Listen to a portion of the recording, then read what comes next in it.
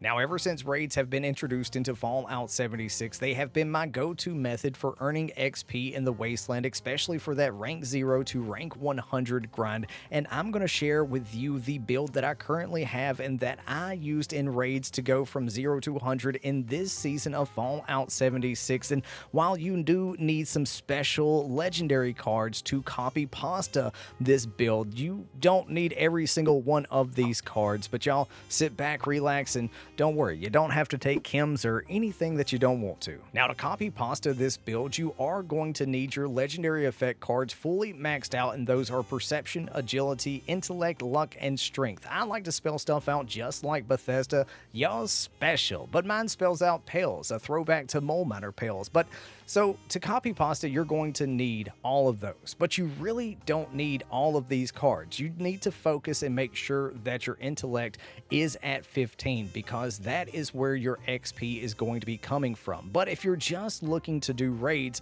really having reflective for that first little fight with EN06, that is going to save your Tuchus as long as you're firing a heavy weapon, but there are a few different reflective cards that you need. I like to go in with a heavy power armor build. That way I have my Gauss Mini or anything like that, whether it be 2-shot or quad, but you don't have to do the most damage if you're going in there with friends that you play with or some randoms, because to me, I don't like going in and doing solo raids. I don't like going into solo EN06, just like I didn't like doing West Tech for 5 or 6 hours straight to get XP.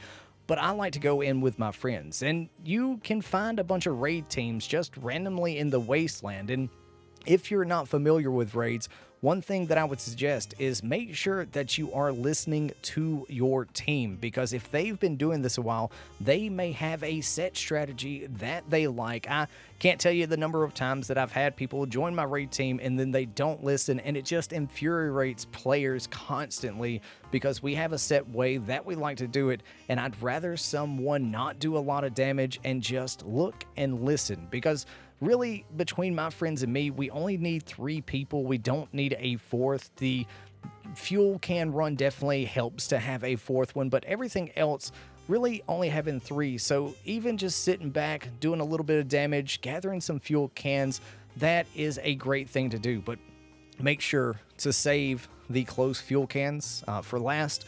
That way it's a little bit easier so you don't have to interact with those glowing mole miners. You know exactly what I'm talking about. As soon as you get there, you're like, oh my God, all the easy ones are gone. But that's the build. And honestly, at the end of the day, now that we've done so many raids, we don't even really talk about the raids. We don't really do call outs or anything like that.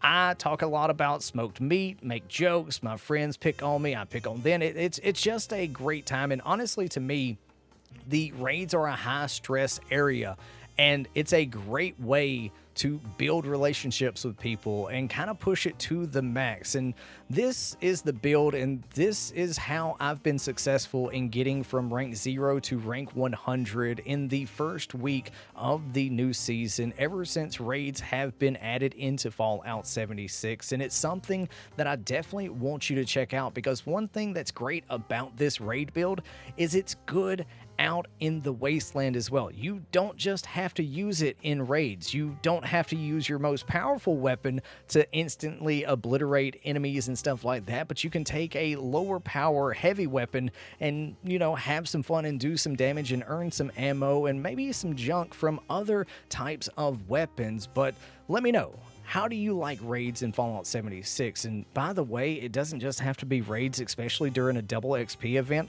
The amount of XP that you're going to get from doing expeditions, and you can do those in like 5 or 6 minutes, trust me, that is a way that I definitely suggest, especially if you don't have everything from Giuseppe. Now, one big thing I want to talk about is the simple fact that mutations come in key when it is time to grind. Now, you may be a person that does not like mutations, and Here's the thing about it. Being a herbivore or a carnivore is a choice that we make. Now, you don't have to be a herbivore or a carnivore, and you can get rid of that mutation afterwards.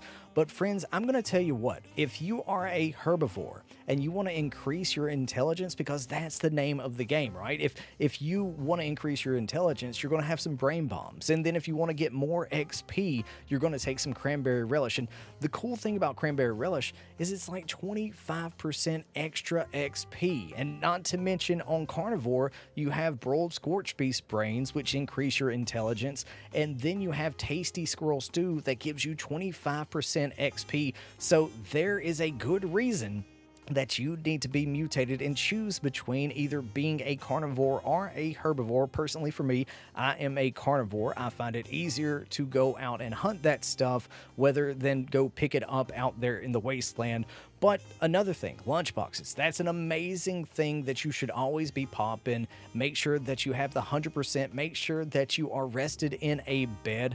That is a great one. If you have somebody that has a raid camp or you have a mechanical derby, go hit that, because that is +2 intellect for like 30 minutes. Also, the Wise Mothman blessing from reading the book. Thank God they put that into the game and they fixed it where when you die, you still keep that buff. But seriously, there are so many ways to max out your intelligence, and you're not even going to really need that during a double XP event. And one thing too is if you like to jump really high and you have marsupial on, make sure that if you're trying to get that intellect back that you lose when you take marsupial, make sure to take one of those serums. And you're going to get a lot of serums from running raids, but maybe you know how to make them, or maybe I know someone that sells them on the cheap and you can just pick up a few of them. But make sure you have starch genes and everything like that, because I'd hate for you to lose them, and I'd hate for you to have a negative effect for all of those mutations, because there is a perk card for you that you want to have for that. So